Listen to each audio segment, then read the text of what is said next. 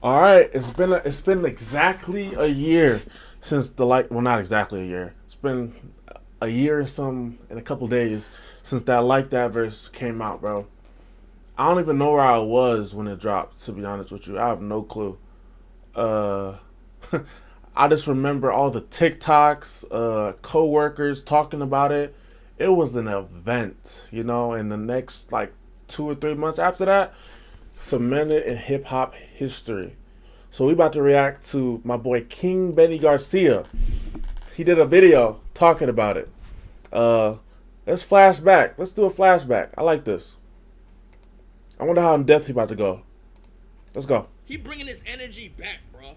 The most celebrated rapper of the last decade. Is he gonna incorporate like old footage? That's been my favorite part about this whole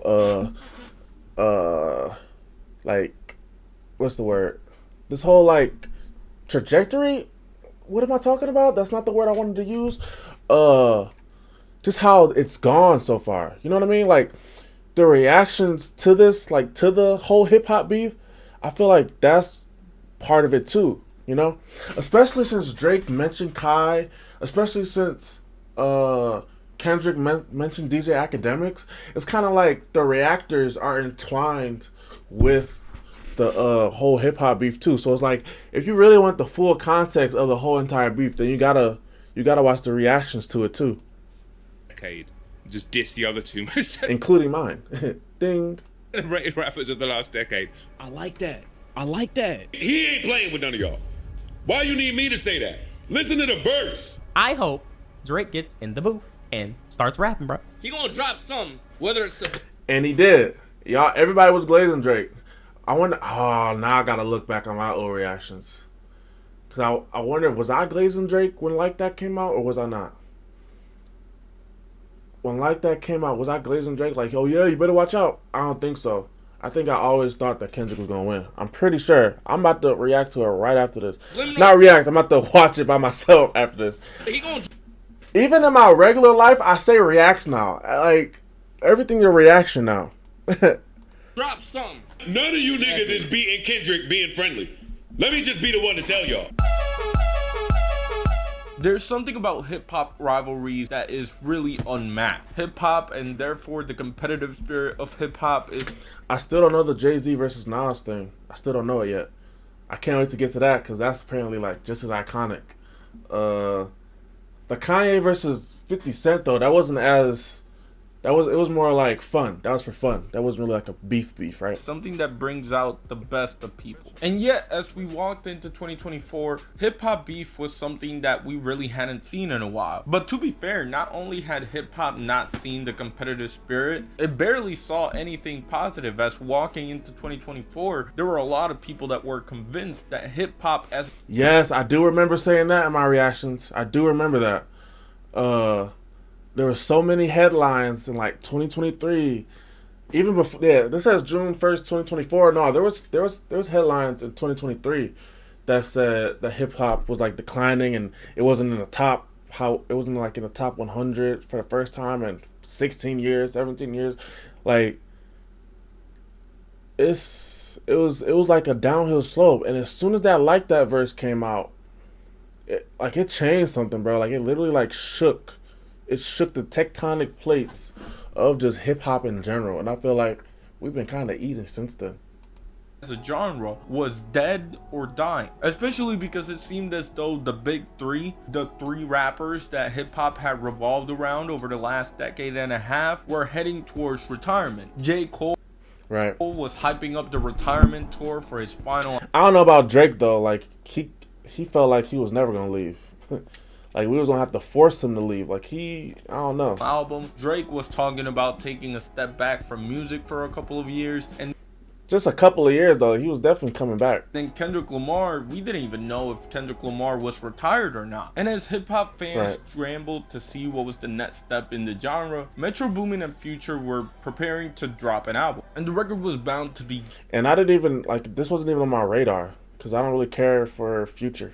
You know what I mean? Like Metro Boomin, I am interested in listening to Heroes and Villains for the first time, and I forget what other albums he got, but I am interested in that. But Future, I was never really interested in that. I knew people was reacting to the album, and I was like, okay, yep, okay, well, next, I'm gonna go on with my day. But then knowing that Like That dropped, and Kendrick got a verse, and he called out Drake, and then the TikToks, and yeah, it was going crazy, bro.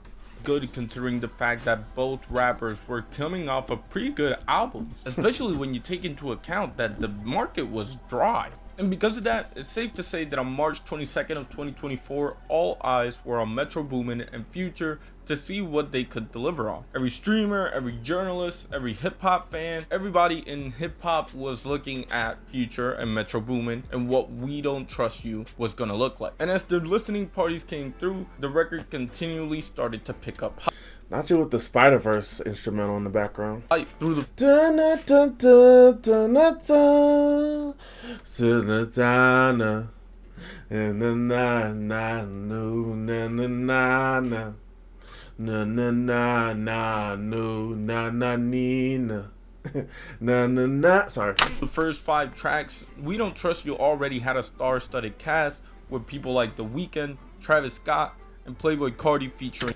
That sounds just like the Playboi Carti album that just dropped. You know what I mean? Like, it gets to a point. Like, can y'all have some new features on your albums? We get it. Travis Scott, yeah. The Weeknd, yeah. Future, yeah. Like, do y'all just like, are y'all best friends or something? Y'all just keep linking with each other. I want to hear Playboi Carti do a song with freaking, I don't know, Chance the Rapper. Whoa. I want to see Future do a random feature with who? SZA. Why not? I just want to see, like, I don't know. That's one thing I liked about, like, Kanye and Wayne, like, like, you'll see them do a collab with Pink. You'll see Kanye do a collab with who? The freaking French guy that does the I love dance. Dun, dun, dun, dun, dun, dun, dun. You'll see Lil Wayne do a feature for anybody who wants it, anybody who's willing to pay. These Cardi, like, I feel like, I don't know, y'all gotta get out your comfort zone. You know what I mean? Especially since we know you listen to different kinds of music. You know? You emo weird boy. Bring on the record. However, we know you listen to like emo stuff, so like get some of those emo artists on your album. You know, that's not just Uzi. Uzi don't count. despite the fact that these are some of the heaviest hitters in hip-hop and music as a whole, these features are also kind of the norm when it comes to the big hip-hop albums. So even though all eyes were on Future and Metro, it felt like the record wasn't necessarily having the punch that it should have. Like, of course, there were good tracks here, but not necessarily the smash hit that you would expect from these two. And then track 6 happened. From the very beginning of this track, you know that this is gonna be something special. Like, honestly, this might be the most iconic beat of the decade so far, or at least top 5 at the very least. And then Future comes in on the track and it feels pretty good. Like, honestly, Future and Metro on this track are just clicking. They are firing on all cylinders and it feels like the track is building and building. And then the moment that changed hip-hop forever happens. Shooter, I hope they came with 3 switches. I crash out like Oh my gosh. 48 seconds. That's how long the Kendrick Lamar feature is on Like That. Oh, I like how you did that. 48 seconds. Wow. It took Kendrick Lamar 48 seconds to change the trajectory of hip-hop forever. There's just something about this moment that is almost irreplicable. It's the combination of the fact that... Spell that. What did he just say? Something about this moment that is almost irreplicable. Is Irreplicable. Like the way he said it is okay. I R R E P L I C A B L E. Echo. Spell irreplicable. Irrelevant is spelled. No, that's not it. Echo. Cancel. Spell irreplicable. It's the combination of Cancel. the fact that Kendrick Lamar might have legitimately have been retired at this moment. And the fact that this song was a hit even without Kendrick Lamar. The fact that this was a surprise feature. But as you probably know, it's not the surprise feature that people... I feel like Kendrick literally just hopped on a beat that he wanted. that he wanted to just hop on. Cause the song, if you listen to what Future's saying, it's got nothing to do with what Kendrick is saying. So it's like, I feel like Kendrick literally just put his verse on there, just randomly. Remember this song for. Like, yeah, he listened to the album and was like, I'll hop on this. And Metro and Future was like, what? I'll hop on this part. I like this part. But we wasn't really, but I'm going to hop on it. Pause. And honestly, come on, if Kendrick Lamar man. would have just had a regular verse, no disses, no anything, this still would have been the cherry on top of what would have been a classic. But it's what he says within those 48 seconds that really make this feature as impactful as it is. Because after years of constant comparisons and dissing each other, Kendrick Lamar finally comes out and declares himself the king of the big three. And he doesn't do this subliminally. He doesn't even do this in the haha, this is friendly competition way. He means what he's saying. And it is clear from this point out that Kendrick Lamar wants the crown. And he makes reference to the song, like to first person shooter. Like he literally is like responding to that song specifically. And that song is underrated. And the video is underrated. That's a good song and a good video. It's too bad that Like That kind of like overshadowed it in the beef, because it's a good song. It's a good video too. Now before we continue with this video, I am putting a lot of effort into the channel. I had that on repeat when For All the Dogs came out lately, and I would appreciate if you guys could show support by hitting the subscribe button. Oh yeah, you don't have to. Oh I'm yeah, not obliging you to, but we're very. No, they got to. You need to start being upfront with it. They got to subscribe to him, bro. Stop watching stuff and not subscribing. I hate when people do that. Stop being stop lurking. Stop lurking. 51K, and if you like the video, like the video. If you watch multiple videos from the same person and you still ain't subscribed yet, at that point, I think the person should like block you or something. Cause like, what is you doing? Appreciate it. Anyways, back to the video. Upon listening to this verse, if you watch 50% of the videos the person dropped, then you gotta subscribe. I think that's my motto, or at least in like if you watch like 50% of the videos that they dropped in like the first, in 5 months. If you watch like a lot of the videos that they released in 5 months, then at that point just subscribe, bro. Everybody had the same reaction, basically. It was a level of excitement and joy that hip-hop really hadn't seen in years. And for the first time in a very long time, hip-hop was finally having those barbershop This is a good video too. talks back. Babe. It became this constant debate of who would out-rap who between Kendrick, Cole, and Drake. It was a time and place where hip-hop became and everybody was really just focusing on Kendrick versus J. Cole, which is kind of funny. Based on how it actually went, like people was like, "Oh yeah, Drake, we gonna leave you out of this. It's really Kendrick versus J. Cole." Like, oh my god. Then judging by how it really went down, it's kind of crazy. Hip hop again. And what ended up happening is that this song essentially became an instant classic, skyrocketing all the way to the #1 spot on Billboard. Yeah, and it was nominated for a Grammy. I don't think it deserved a Grammy. I don't think it should have been nominated. That might be a hot take. Euphoria deserved a nomination over this song, bro. I'm sorry. It did. Hot 100. I think that for most hip-hop fans, you really had to go deep into your brain to think Euphoria is that's a banger, bro. about the last time that this had happened. Like, I think the last hip-hop song, at least, with this type of hype would have been Sicko Mode at this point. But it's important to note that Sicko Mode came out in 2018 in the middle of, like, hip-hop's hottest. Sicko Mode? What about What's Poppin'? Jack Harlow. The remix though. The remix. That went kinda crazy. WAP went kinda crazy, you know, with the controversy and stuff like that. It was pretty popular. Family Ties maybe?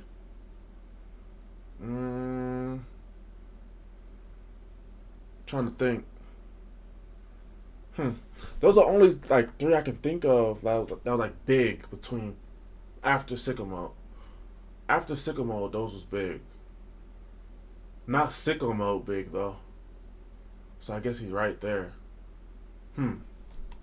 Year probably ever. Like That came out in the middle of the driest hip-hop era in a very long time. But of course, that only meant one thing. Wait, Laugh Now, Cry Later, didn't that come out after 2018? All this hype, all this attention meant that Drake and J. Cole had to cook up a response. We didn't know when, we didn't know how, we just knew that Drake and Cole had to reply. There was just no way you couldn't. And luckily for us, they both replied. The first to reply was Jay. And I like both of the replies. I like both of them. That might be crazy to say. I don't know. Push-ups is good. 7-minute drill is good to me. 7-minute drill was more like a warning to Kendrick. You know, even though he said some stuff that was kind of like stupid, you know, I feel like he definitely thought that though, and that's why he apologized. But Drake though, with push-ups though, like push-ups is good.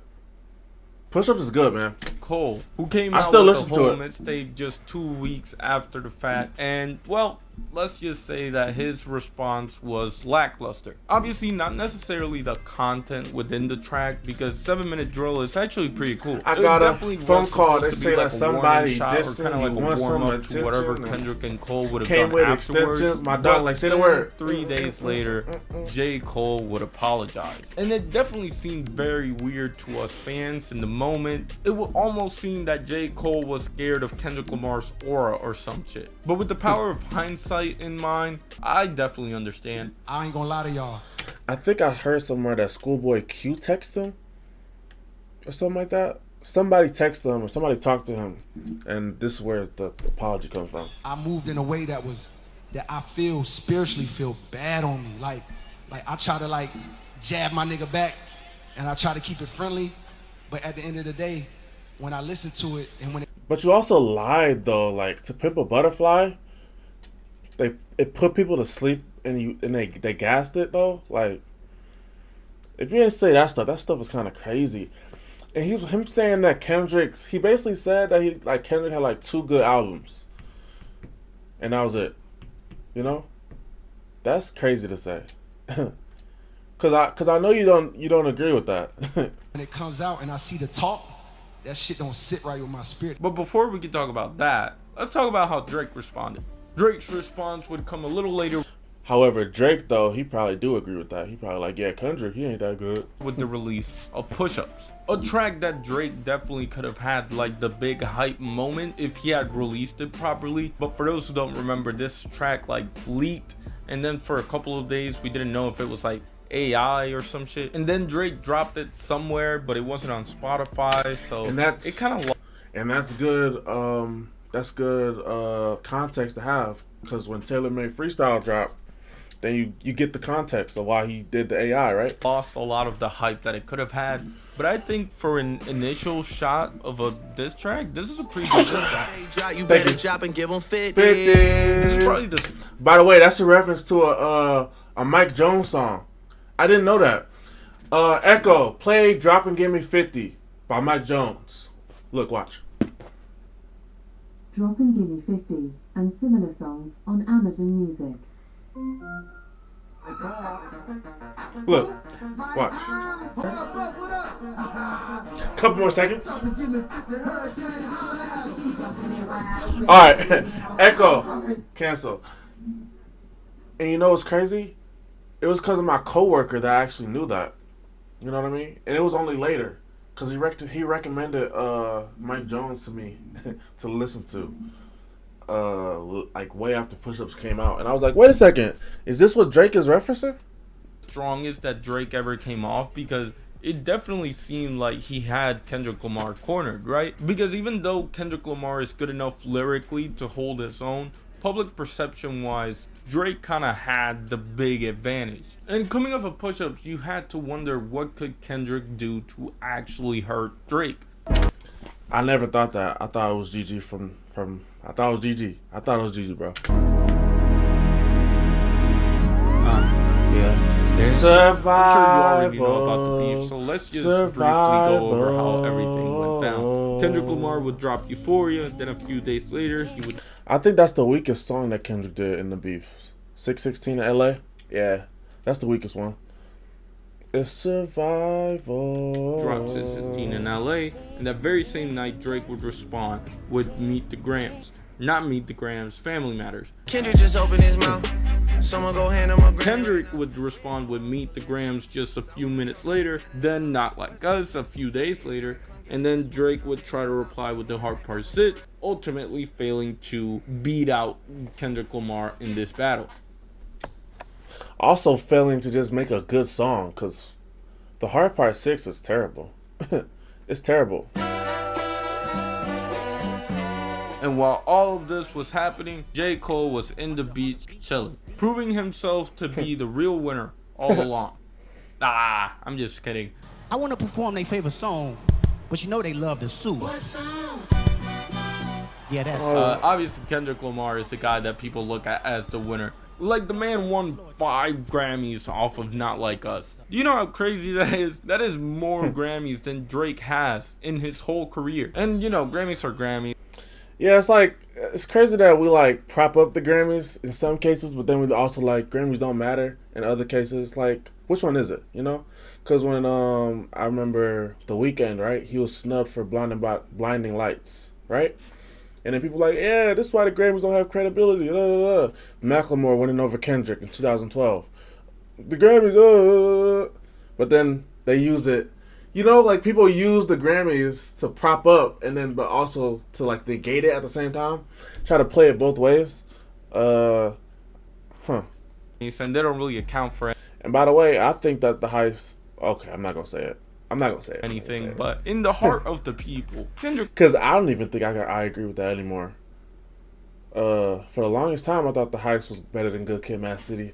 But I've listened to Good Kid, Mad City a lot more in, like, these last, like, 2 years. And it kind of, I don't know. It's growing on me a lot. But the heist is good, though. Like, I feel like the people who are like, yo, Good Kid, Mad City, a classic. Like, I feel like y'all didn't even listen to the heist. You know what I mean? The heist is a good album, y'all. It's good. Lamar won. Alright? That's as simple as I can put it. Kendrick Lamar is basically the main character of hip-hop right now, just off the strength of this beef. As for Drake, it's yet to be determined what's gonna be of his career. And at this point, we're just waiting to see where Drizzy Drake ends up. On a real note, this is like my last video on the beef. Like, unless something crazy happens, this is the last time I'm tackling it. Because, you know, it's been a year. And I think it's time to move on. Not gonna lie. But, yeah. Anyways, I pulled an all-nighter recording this because... Yeah, I'm ready for some regular, I'm just ready to... Not regular. I'm ready to just get into other hip-hop stuff. Like, talk about other stuff now. Like, I'm tired of the Kendrick conversation. Unless Kendrick, like, go at somebody crazy again.